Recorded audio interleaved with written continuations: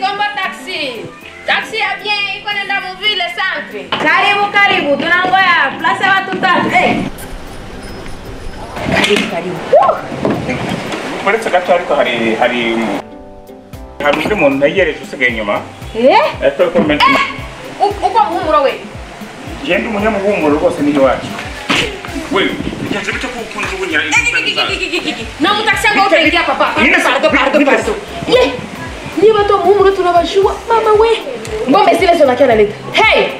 Munisaidie. Papa, mimi sitaki kufasi yule parce que na ngombe zako kuli. Mama, usipime gusa mako usipime. Sogea. Nibiki. Unala mabombe upapa muhumuro. Bombe?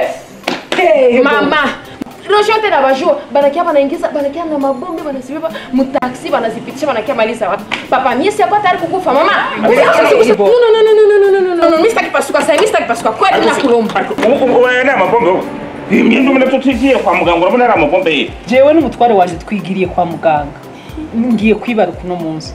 None ivyo vy'amabombe. Nukunza kuriza n'umwana ahubwo. Nibona ko?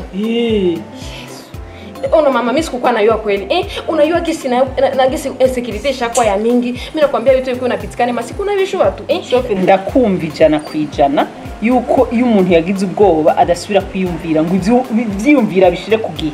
Ubwenga bushire kugihe. None ndabira. Warengeje washindiye ugafata abantu ngo nuko bakomoka ngaha ngo bita abantu babi bose iryo vanguro uri kumara. Barga babangu. Acha kufungia usishakula hata mikono.